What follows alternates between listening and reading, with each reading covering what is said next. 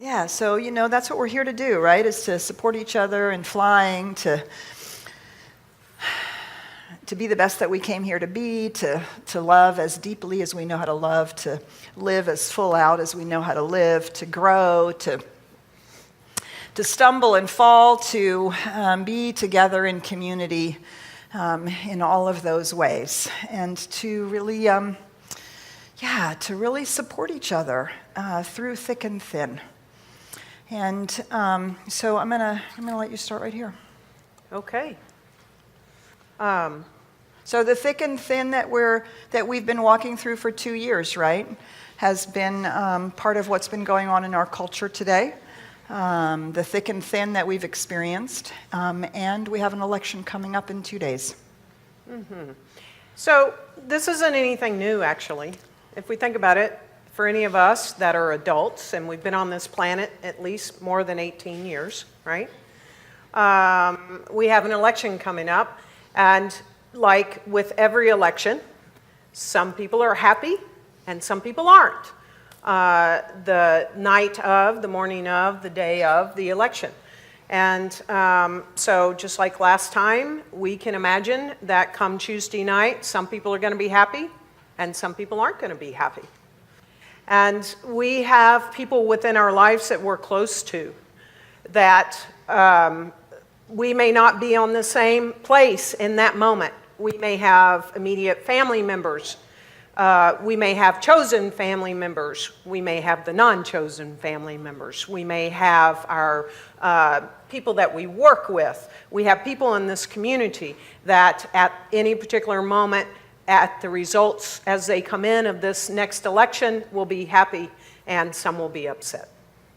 And so what's started to happen over these past years, and it's not been like immediate in the past 2 years, it's just been growing, it's been growing. It seems to be growing, this us and them. There's us, and then there's them. And what is growing in that is the blame. It's your fault, it's your fault, it's your fault, it's your fault. And fear.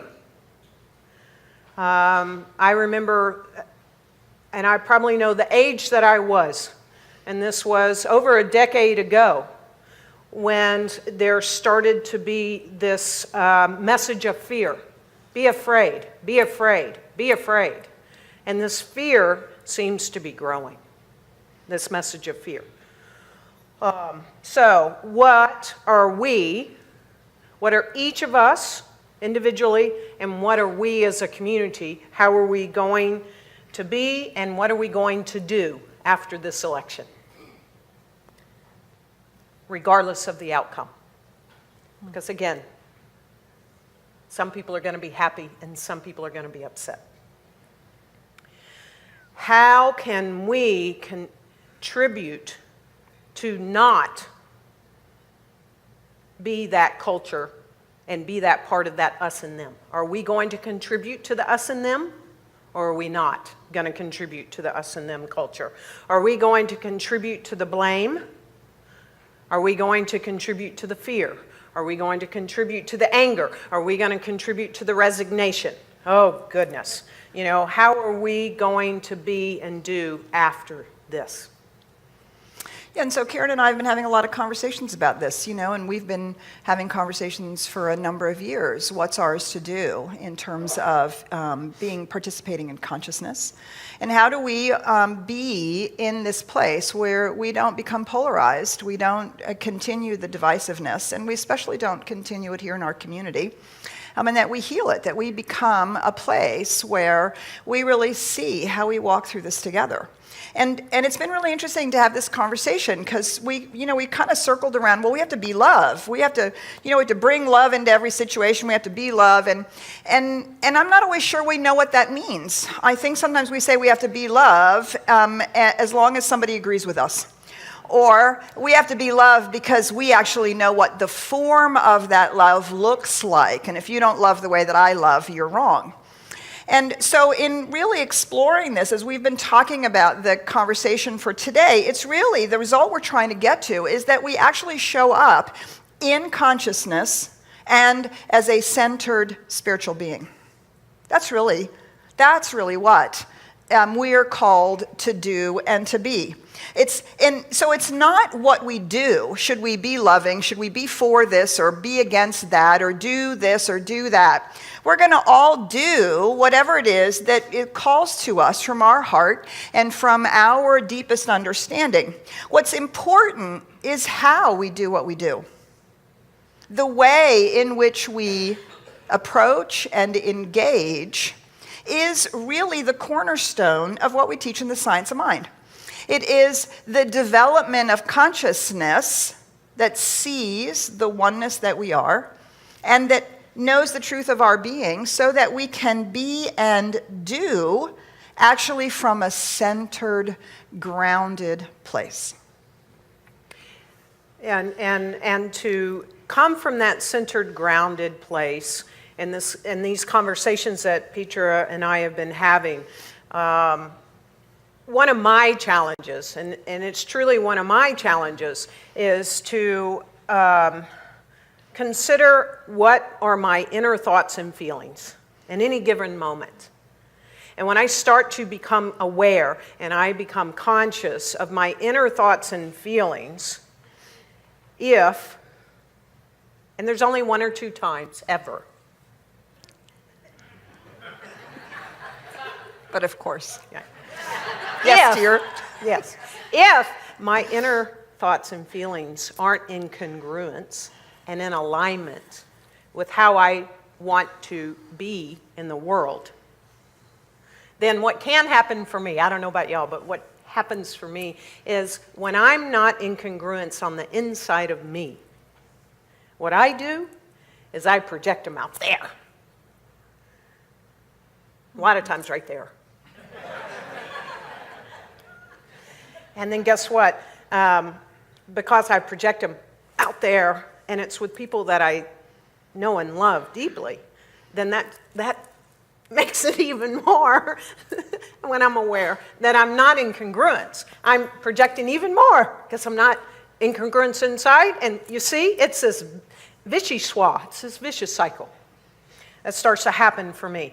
And so the thing that I am learning to do, I'm still learning, is to take responsibility for it.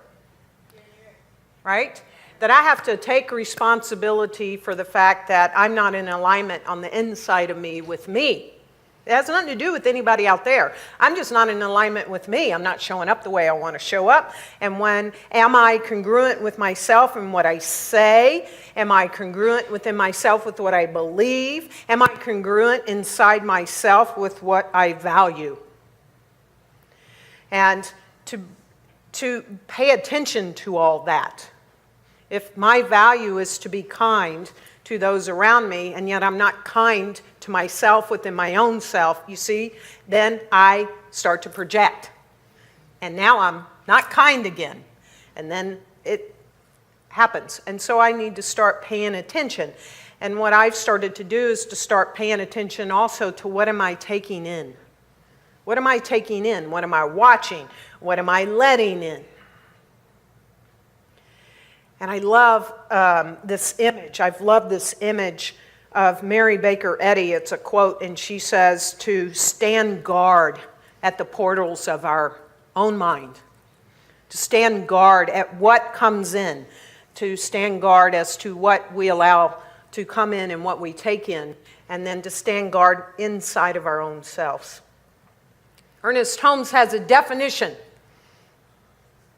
that I am reminded of many times. The definition is for the word hell. And he defines hell as a discordant state of being,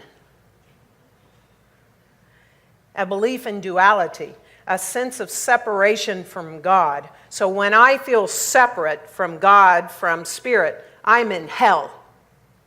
And he says it's a belief that our good is always to be and never is. So hell is not a location. It's this state of mind. And I'm in hell when I'm discordant, right?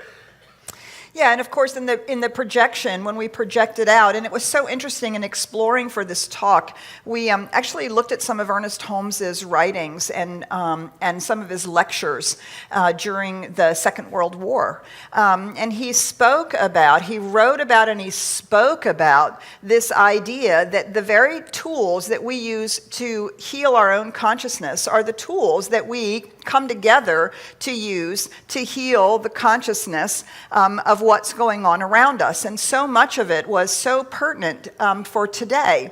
And so in the process of recognizing that we have a tendency to project our very own discordance or our anger, our blame, our us and them, all of the ways in which we're living, then we have to really pay attention to our words.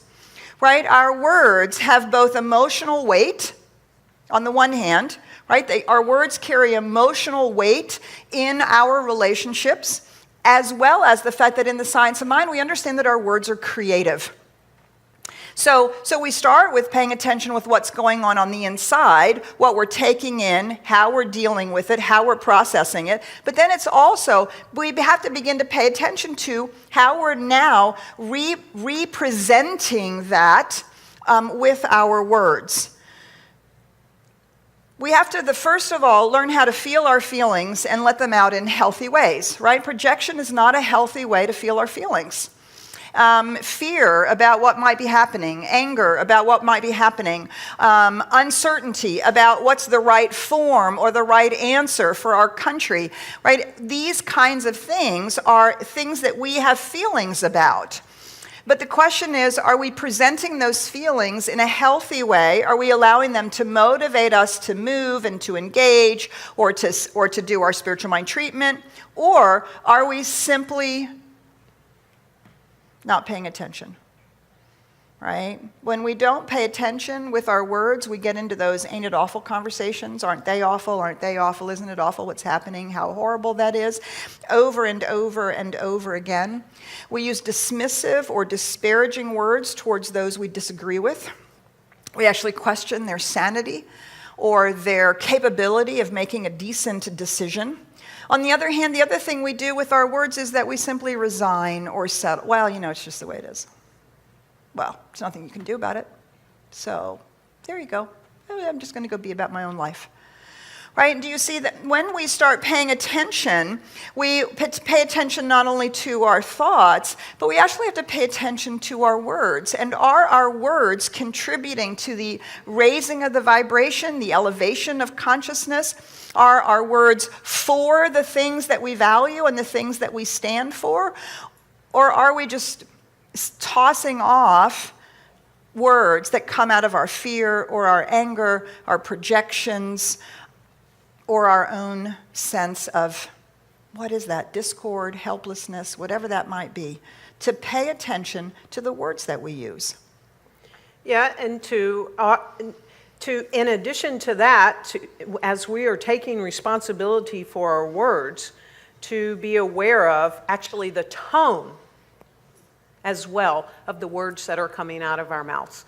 So the words may be kind, but the tone sure isn't. Mm-hmm. I love you. And so these emotionally laden words, and to take great care, not only in the what we're saying, it's the how we're also saying it, and the energetic behind it, and the tonality. You can say very kind words, and especially the parents in the room know this. You can say something, and yet the tone in which the child knows, like, did I just do something wrong? And yet they were kind words that came out of your mouth. So take great care in how we're saying it as well. Because then there's also, well, is that what you meant? Mm-hmm. Because you said that, but it sure didn't sound like you were agreeing with me or whatever. Right. Yes. Right. Do we mean what we say, and do we say it in a way that really conveys what we mean? Right. These are the ways in which we create division, and we create polarization, and we create judgment, and we create separation, and we foster the separation that we're actually all trying to heal. that experience of separation that we're actually all trying to heal. And so we remember that the sum total of our words is creating a mental atmosphere. And that mental atmosphere is inherently creative, right? That's what we were reading, that Ernest Holmes was talking about. We know that we do this individually. And so are we contributing to the collective mental atmosphere? What are our words adding to that collective mental atmosphere? Are we creating a mold for what we want, or are we continuing to create a mold for what we don't want? Are we consciously using our words to be for the things that are of value to us, that are important to us? Or are we using our words to blame and shame and create tension and divisiveness? I think one of the most challenging things that we do with our words is the use of labels. When we label, somebody has an idea, and if we can just fit it into a label, then we believe that we know everything there is to know about it, and we can sit in judgment of it. Rather than actually being curious or asking questions, making sure that we're not labeling other people, which goes back to that us and them. I know what those words mean. I know what they're saying when they say those words, right? And we give that a label. And one of the most divisive things we can do is to not so much own our own uniqueness, right? Sometimes our labels are important to us. It's more important that we pay attention to the labels that we're throwing onto others, right? And the box that becomes that we hold people in and judge them around. And the question comes, can we disagree with ideas and forms that we have different ideas and forms of without discouraging or disparaging the other person? Mm-hmm. Can we begin to challenge our own assumptions and disagree in the most loving way possible? Like, it's okay to disagree, but calling someone to consciousness sometimes is the most loving thing we can do. And we can do this without disparaging. So it's all of this, that even if we disagree with the ideas and forms, we can do it without disparaging the other person. And there are times when we can step in a loving manner and call someone to consciousness. Yeah, and to invite an opportunity to think about, are these words or these ideas or these forms in alignment with our spiritual truth or with our global vision or with the way that things we value? I mean, we get to have all of those conversations, and at the end of the day, we can agree to disagree. We can. We are actually spiritually maturing beings, are we not? And isn't that what spiritually maturing means? That we can agree to disagree without impugning other people's personhood, recognizing that we are actually all on the path together, wherever we happen to be on the path, and to feel our own strength, that we can say what we feel needs to be said, but to do it, as Karen was talking about, without attack, without blame, without judgment, but to really say, no, I just really don't agree with that.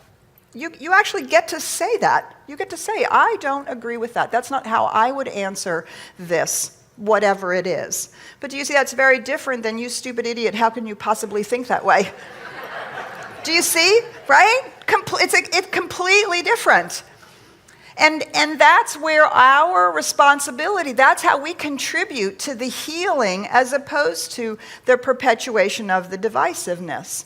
And then that shows up in the way in which we show up in the world, how we're showing up in the world. You see, when we're doing our inner work to really be clear about what's important to us, to be in congruence with what's important to us, and we're doing the work to pay attention to the words and the language that we're letting in and sending back out again, do you see, then we can act in the world from that centered conscious place. We're neither retreating. We don't want to offend anybody. We don't want to get into a big argument. We don't really, we already know what the other person's going to say, so why bother? All that stuff. Nor do we attack.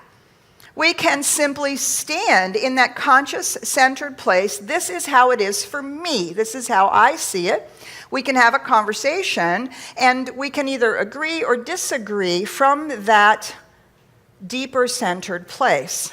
And when we're in that space, you see, we can engage from truth and inner alignment, which are about values and the qualities of God. And we don't have to beat ourselves or each other up around the forms that those things take, or what we think may or may not be the right answer. So doing the inner work with our thoughts and feelings, and doing the inner work doing the work with our words does not preclude action. It means that we move our feet from a certainty of the love and light that is the truth of our being and the truth of every being that we are engaged with. And it is unquestionably the final outcome we're all going for. Right? We're all going for a world that works. And that is the impulsion of life itself. The entire trajectory of the universe is going in that direction. And as our thoughts and words and actions align with that, we're simply helping to midwife that in the best way that we know individually how to do that. Yeah, and coming from that grounded place on the inside, then we can continue to come from the causal place in consciousness, because we know that consciousness is causal, that our thoughts are causal, and therefore we're less likely to react from conditions that are going on around us.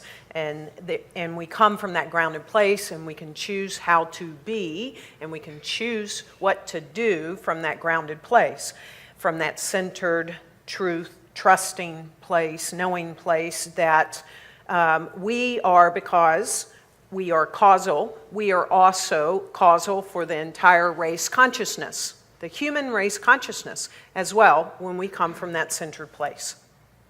We're not contributing to the fear, we're not contributing to the anger, and we're not contributing to that from a cultural standpoint, this race consciousness of fear, of anger, and divisiveness. We're also, as Petra said, we're not retreating, and we're not attacking. We're coming from that centered place, and we're engaging from that.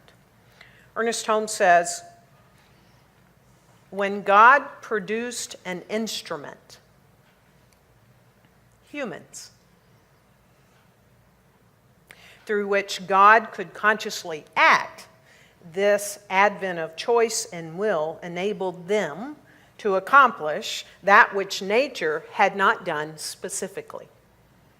So our power, our energy, and our imagination is God individualized in us. And so we are that instrument. We are that place where nature could not do it. And so how are we playing our instrument? How are we bringing our song, not only in our individual life, but in the collective race consciousness as well? Right. And so this is what we need to be doing ourselves as spiritual beings.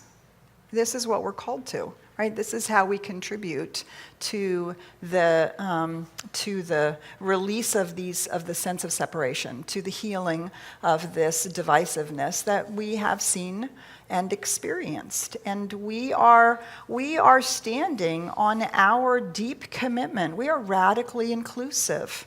And boy, that is a huge, if you've really not stopped to think about what radically inclusive means, just look around the room and find people who are different or have a different idea.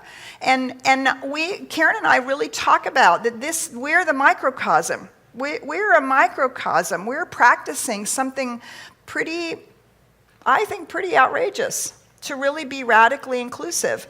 We talk a lot about in the science of mind, we like to hang around like-minded people. It's really good to make sure that you're supported by like-minded people, no question about it. You don't want to tell your dreams to somebody and have them shoot it down. But there is something about expanding our ability to see the oneness and to be in relationship with people who are unique, beautiful, precious, precious instruments of the divine. And so this is what we're called to be, not to add to the divisiveness in our own consciousness. Right? That's the first thing. We have to work on our own congruence. We have to look at our own inner discord. When are we not living according to our values? Then we have to really pay attention to being a centering influence every time we act or speak about those things that are important to us. This does not mean we don't speak about or act in the way that, about things that are important to us. But it is paying attention to how we engage in that. I mean, there's a reason why we call it civil society, because we are actually all in this together. We're part of that infinite spiritual oneness, and we are getting to explore what that looks like when we are in community and when we are coming together as a nation, and quite frankly now, because our planet is so tiny, right, as a world. Yeah, I'm reminded that when the ministers were here for the CSL ministers gathering, the ministers, most of the ministers, and many people from this community, we went down to Dallas City Plaza, and we had healing the consciousness of racism. And Petra and I spent hours upon hours ensuring that when we spoke our words, we wrote it down, every word, that when we each stood up there and talked about this healing the consciousness of racism in America, we made no one wrong. It's very important. And there was someone that also spoke and did not write it down, therefore we didn't see it in advance, and spoke extemporaneously. And there was one cameraman, all the media was notified, and one cameraman showed up. And there was a moment when that person spoke that he made a news station wrong. And I'm telling you, within 60 seconds after this person had been out there for 40 minutes doing his thing, getting the shots, doing it great, I was watching him, I was admiring the cameraman off to my right. In less than 60 seconds, he was gone. We learned something very valuable in that moment. Why was he gone? Because somebody made him wrong. Right? We can't heal divisiveness by making whoever the other side is, whatever's on the other side of whatever the idea is or the form, making them wrong is not going to build a bridge. It's not going to happen. Mm-hmm. And so that was a really powerful moment for Karen and I, right? Can we really practice being for things, for our values, for how we understand the science of mind invites us to be in the world, the values that it gives us, the things that we see that create a world that works for everyone? Can we work for those things and help heal those things that are standing in the way? And so to really pay attention to that, I mean, it's so easy to toss a sentence off on Facebook. Oh man, I know you've done it, I've done it, and then I've had to delete the post. Right? It's like learning how to write that email and then walk away. Do not push send. Right? Think about it for 24 hours and then maybe recraft the email because now we've cooled down and we've had an opportunity, right? We've all had to learn how to do this. And with social media and some of the ways in which we can engage with each other, it's so easy to just toss off that unthinking comment, which is the very thing that happens in our personal relationships, isn't it? That unthinking comment, that unthinking word, that unthinking action. And so our job is always to remember, how are we showing up in the world? Ernest Holmes says, if we could just identify ourselves with life and forget death, with love and forget hate, with joy and forget misery, with peace and forget discord, with abundance and forget limitation. How wonderful it would be. There has to come an awakening. Every one of us, in the simple integrity of our own individual soul, must learn to meet the universe in exaltation. To meet the universe in exaltation. To speak into being that which you believe is important, that which you hold dear to your hearts, that which you value and see as the ground of your being. So we really talked about that, there's been some challenges for our community and for people in families and loved ones and workplaces. And since the last election, especially around the last election, this coming election is only 2 days away. And we thought maybe it would be good to prepare ourselves to keep reminding ourselves who we want to be, how we want to show up, how we want to engage. And we really, really, really want to encourage you to engage. Sitting out is not engaging. Not voting is a choice. We think we're not choosing, but choosing not to choose, we've all learned in foundations class, right? Choosing not to choose is as much of a choice. So we encourage you, we ask you to take responsibility for the sacred act of voting. It is a responsible action, and in engaging from our values and our beliefs as they resonate and as they are framed in your heart and your mind. Our spirituality we should never use our spirituality for resignation. We should never use our spirituality for divisiveness, and we should never use it as an excuse not to fly, not to shine. As Doreen so beautifully sung to us, we're all here to fly. We're all here to shine. But we do not fly or shine alone. We do it together. So as we move into prayer, I move to, this is a microcosm, an experiment, and we are radically inclusive. I would love for you to look around this place right here and look at each other. Look in the eyes of one another. We support one another in this community. We don't all think alike. We don't all want the same form in its specifics, and yet, like Petra said, we are all working towards a world that works for everyone. A nation that works for everyone. A state that works for everyone. A city that works for everyone.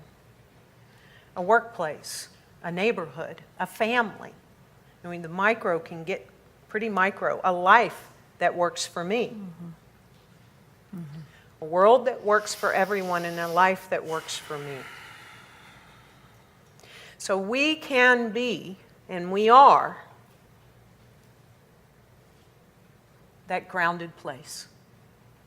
If we took this up, that no matter what, we are that grounded place. We are that microcosm that says we are standing together as a community.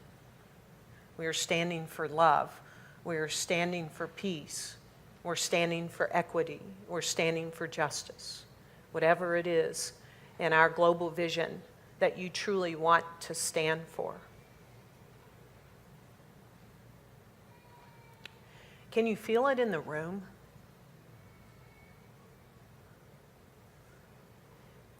So I invite us to stand inside ourselves and to remember who we are. To ourselves and to the one life. The one power. The one presence. It's that which unabashedly gives to itself so fully and so freely. And it gives in the form of love and peace. It has this wholeness about it, which means there's absolutely no thing lacking. There is no limitation to it.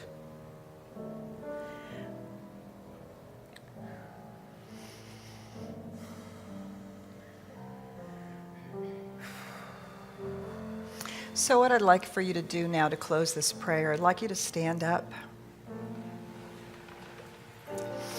And I want you to reach your hands out to the people around you.